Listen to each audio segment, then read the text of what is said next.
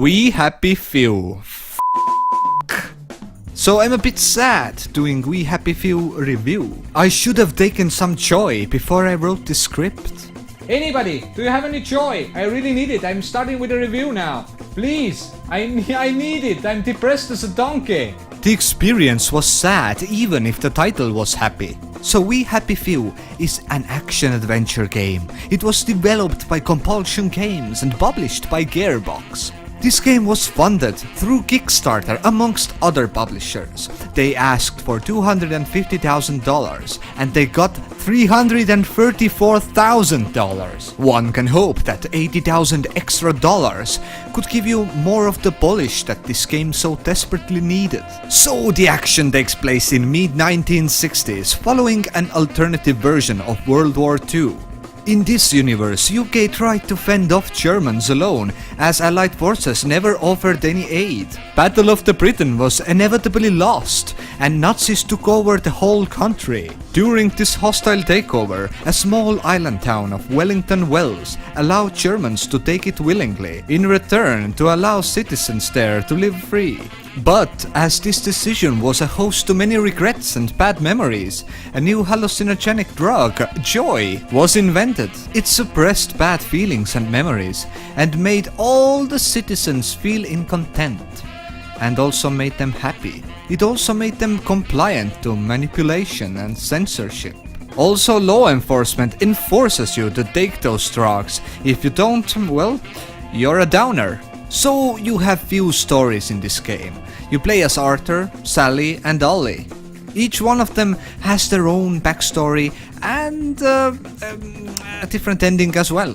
We Happy Few initially intended to be an hour-long repetitive survival game, but due to pressure of backers and soon-to-be fanboys, game now had, or has, 20-hour narrative-driven campaign, which was definitely a step towards right direction. I really don't like any survival games, I really don't. I know that there are a lot of fans out there who play those. I personally know a few of them. But I do not get why the game should be a struggle to survive the Mother Nature and other obstacles. I mean, games should be a fantasy that you would like to experience, whereas the real world will never be able to give them to you. But survival games, I mean, building shelters, collecting twigs and making fires, hunting food. Hell, I can live in a forest across the street if I wanted to. Hunt some ducks and make a fire and make a fire out of used tissues that I found in the garbage bin. This is not a fantasy. We humans came out from the woods for a reason. We didn't want to be in there. So enough of the ramble. I am happy that We Happy Few chose this path for their game, and the first 10 minutes, I really enjoyed it. Story and the setting, my god, the setting and even the time period chosen for this game is very cool. I always like those games that dabbled in creating those 60s vending machines and with rounded edges and colorful designs, machines that play music and give you drinks, or as in Call of Duty Nazi Zombies, give you perks. Just there is something about this design or this time period that I really enjoy. So the colors and the setting in We Happy Few is marvelous. Graphics on the other hand, yes, it was disappointing to say the least. In pictures, it looked so much better. I thought that I was getting something beautiful and polished, like BioShock. I'm sorry to compare it to BioShock, but no, it's a breed on its own. It's like a retarded brother of BioShock. If he had a baby with underaged version of 7 Days to Die, and then this baby was nursed with the milk of Technomancer. Yeah. But why am I disappointed if I liked the setting and the story was unique and actually kind of grasping as well? We Happy Few, well, We Happy Few are the people who can actually finish this game. I got my copy almost a month after this initial release date, and since I've heard that there were many glitches in there, I had no problems to wait at least few more weeks just to get some more updates and patches out. Now, Were they scratching their anuses in compulsion games when the news about all those errors hit their all-seeing eye of YouTube? I don't know, but what I experienced a month after game's release was one of the most immersion-breaking game experiences I had ever had. Where to begin? First of all, I constantly lost stuff from my inventory. I got a gas mask. Yes, now I need to use it. Yes, it was in my bag a minute ago. I know it, I saw it. And now it's not. Where is it? I need it. And same with few other items as well. Plus, game froze in every 20 minutes. It gave me this shitty blue f***ing screen. I swear I saw the blue screen more than I saw the gameplay. Sometimes it even happened in every 2 minutes, depending on the quest. It just froze at the same moment or prior or after this certain event took place. And another problem. Action button. To complete some tasks, gather some poison gas or whatever, you need to use square. But to use the square, game must first offer you to use the square. Use the square now, hold it, hold it, hold it, hold it, hold it. Yes, now we're done. But if you know you're at the right location and the game doesn't offer you square. So, as I'm running around in this freaking poison cloud, the game refuses to give me any option to gather it. I died maybe 5 times, maybe more, and all because there was no gas mask in my inventory anymore. Sometimes I jumped over a fence or a pile of rocks, and the earth swallowed me. I was buried underground, not steep, and no matter how many buttons I pressed, I still had to load the previous save. There has been stories that some save files, might corrupt as well. So I had like every save slot that you could have occupied just for this case. Luckily I had no problems with that. This game feels disappointing even if you feel that you're making some headway, because game manages to screw you somehow. Loading times are absolutely disgusting. I could order a pizza and it would still get here before I can start playing.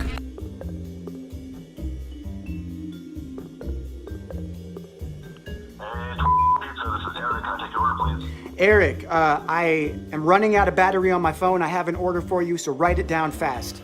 Okay.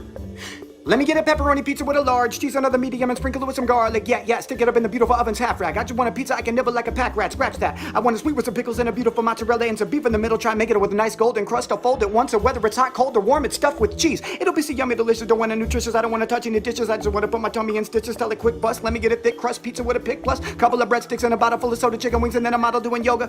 Hurry up and bring it to my house now. Make it fast. No time to give you my card number. I'll pay with cash. Did you get all that, Eric?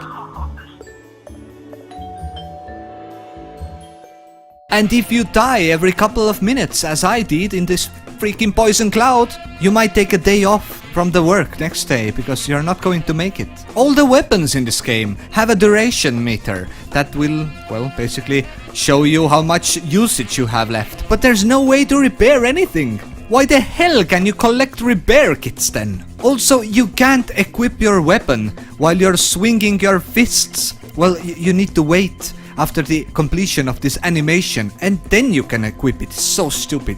But if you block, you hold only L2, you can switch it, to your weapon. But it's ridiculous. If you're swinging away to protect you, there's no way you can equip a weapon at the same time.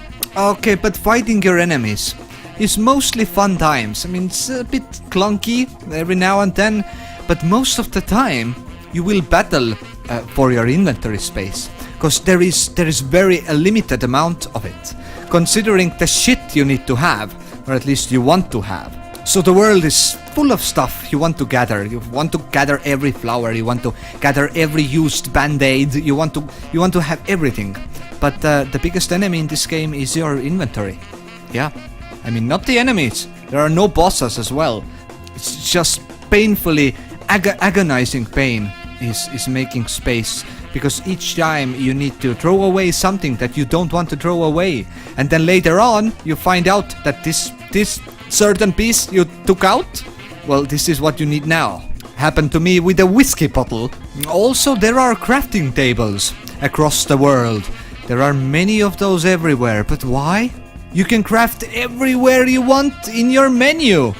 To get the platinum trophy in this game, you need at least 2 playthroughs. But I would rather suck off a badger than complete this game twice to get the platinum. I mean, I can rate this game only based on my experience, and sadly it was shit. In current state, it feels like a wasted opportunity.